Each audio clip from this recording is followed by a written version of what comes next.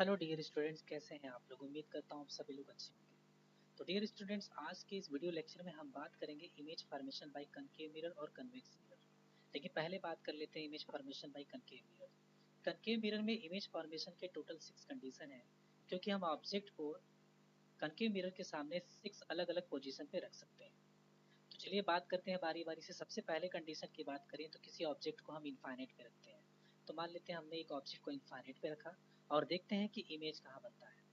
तो सबसे पहले कोई रे ऑफ लाइट है जो प्रिंसिपल एक्सिस के पैरेलल में जाएगी। यहाँ नीचे से भी कोई रे ऑफ लाइट प्रिंसिपल, और ये फोकस से रिफ्लेक्ट होकर चली जाएगी। इसी तरह से दूसरा ray of light principal axis के पैरेलल जाएगी और ये भी फोकस से चली जाएगी।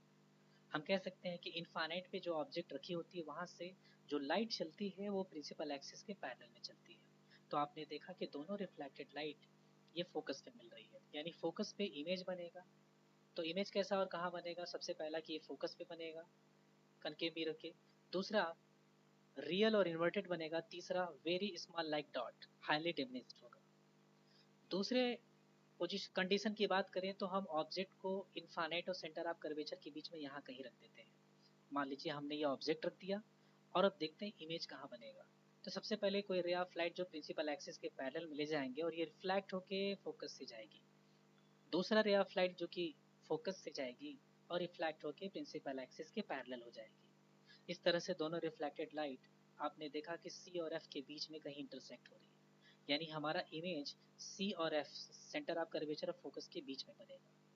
तो आप कह सकते हैं कि जब किसी ऑब्जेक्ट को हम इनफाइनाइट और सेंटर ऑफ कर्वेचर के बीच में रखते हैं तो इमेज हमारा सेंटर ऑफ कर्वेचर और फोकस के बीच बनती है और रियल और इन्वर्टेड बनती है। तीसरा ऑब्जेक्ट से स्मॉल बनती है। दो कंडीशन के बाद अब हम तीसरे कंडीशन की बात करें तो अब हम ऑब्जेक्ट को सेंटर ऑफ कर्वेचर पे ही रख के देखेंगे। माना कि हमने कोई ऑब्जेक्ट को सेंटर ऑफ कर्वेचर पे रखा और अब देखना है कि इमेज कहाँ बनता है। तो सबसे पहले कोई ray of light principal axis के पैरेलल और ये मिरर से रिफ्लेक्ट होकर के फोकस से चली जाती है।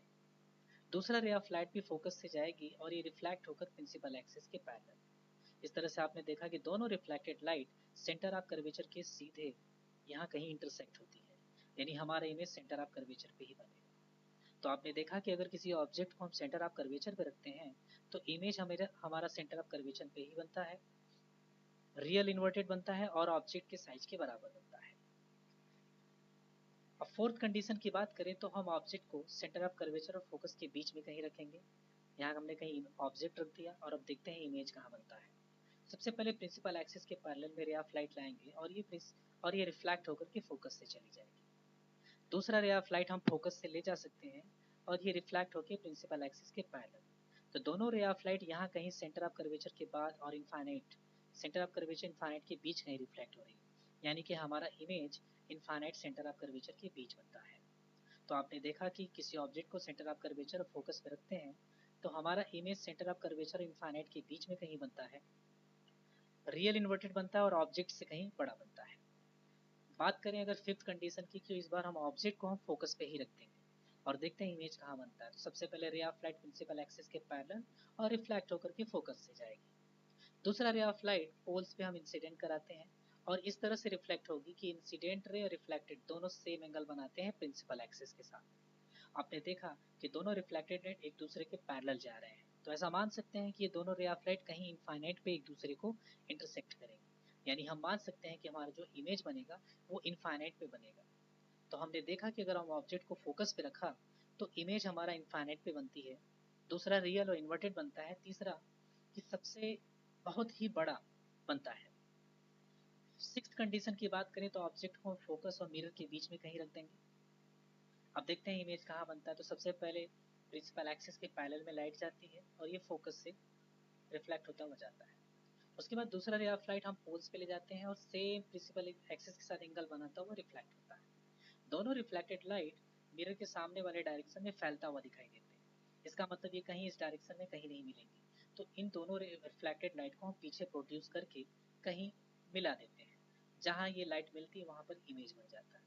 तो हमने सिक्स्थ कंडीशन में ये देखा कि अगर कोई ऑब्जेक्ट फोकस और पोल के बीच में है तो इसका इमेज मिरर के पीछे वर्चुअल इरेक्ट और ऑब्जेक्ट से बड़ा बनता है। तो अब बात करते हैं कि image formation by convex mirror. तो डियर स्टूडेंट्स, कन्वेक्स मिरर में दो ही कंडीशन इमेज फॉर्मेशन के। क्योंकि ऑब्जेक्ट को केवल दो पोजीशन पे रख सकते हैं, पहला इनफाइनाइट, दूसरा इनफाइनाइट और पोल्स के बीच में। तो बात करते हैं पहले कंडीशन में, अगर ऑब्जेक्ट को हम इनफाइनाइट पे रखते हैं तो देखते हैं प्रिंसिपल एक्सिस के पैरेलल ये दोनों रे ऑफ लाइट चलती हैं, मगर ये रिफ्लेक्ट होती हैं इस तरह से कि अगर इनको पीछे बढ़ाएं तो ये फोकस पे मिलता हुआ अपीयर होती है, यानी हम कह सकते हैं कि फोकस पे एक इमेज बनेगा। तो कन्वेक्स मिरर के सामने अगर इनफाइनाइट पे कोई ऑब्जेक्ट है तो इमेज हमारा कन्वेक्स मिरर के पीछे फोकस पे वर्चुअल एंड इरेक्ट और स्मॉल होते हैं लाइक डॉट की तरह। दूसरी कंडीशन की बात करें तो ऑब्जेक्ट को हम इनफाइनाइट और पोल्स के बीच में कहीं रखते हैं, और अब देखते हैं कि इमेज कहाँ बनता है। तो सबसे पहले प्रिंसिपल एक्सिस के पैरेलल में कोई लाइट आती है और ये इस तरह से रिफ्लेक्ट होगी कि पीछे बढ़ाने पे फोकस से जाता हुआ अपीयर होता है। दूसरी रे ऑफ लाइट पोल पे इंसिडेंस होती है और सेम एंगल ऑफ इंसिडेंस के इक्वल एंगल ऑफ रिफ्लेक्शन बनाता हुआ प्रिंसिपल एक्सिस के साथ निकल जाएगा। अगर हम दोनों रिफ्लेक्टेड लाइट को पीछे बढ़ाएंगे तो ये दोनों reflected light pole of focus के बीच में कहीं इंटरसेक्ट होती है, यानी कि हमारा इमेज पोल ऑफ फोकस के बीच में कहीं बनेगा, मिरर के पीछे। तो आपने देखा दूसरे कंडीशन में कि अगर हम ऑब्जेक्ट को इनफाइनाइट और पोल्स के बीच में कहीं रखते हैं तो हमारा इमेज मिरर के पीछे बनता है, वर्चुअल इरेक्ट बनता है और ऑब्जेक्ट से छुपा। डियर स्टूडेंट्स, यहाँ पे नोट करने की बात यह है कि जैसा हम जानते हैं कि कन्वेक्स मिरर में भी हमारा एक वर्चुअल इरेक्ट इमेज बनता है, और कनकेव मिरर की 6 कंडीशन में आप नोटिस करेंगे तो वहाँ पर भी एक वर्चुअल इरेक्ट इमेज बना था। तो दोनों में डिफरेंस क्या है? डिफरेंस ये है कि कन्वेक्स मिरर से हमें जो वर्चुअल इरेक्ट इमेज बनती है वो ऑब्जेक्ट से छोटे साइज में होती है, जबकि कनकेव मिरर में वर्चुअल इरेक्ट इमेज बनती है, आप देख सकते हैं वहाँ पर वो बड़े साइज में बनती है ऑब्जेक्ट से। तो डियर स्टूडेंट्स, आपको हमारा वीडियो अगर अच्छा लगा है तो आप शेयर करिए, लाइक करिए और सब्सक्राइब कर दीजिए ताकि आने वाले हर वीडियो का नोटिफिकेशन आपको मिलता रहे और आपको कंप्लीट एक ट्यूटोरियल पा सके एनसीईआरटी टॉपिक्स के बारे में। हम यहाँ 9, 10, 11, 12 की कंप्लीट ट्यूटोरियल बनाते हैं एनसीईआरटी से। आपको कहीं जाने की जरूरत नहीं पड़ेगी, आप आराम से हर एक वीडियो देख करके अपने कोर्स को पूरा कर सकते हैं। Thank you.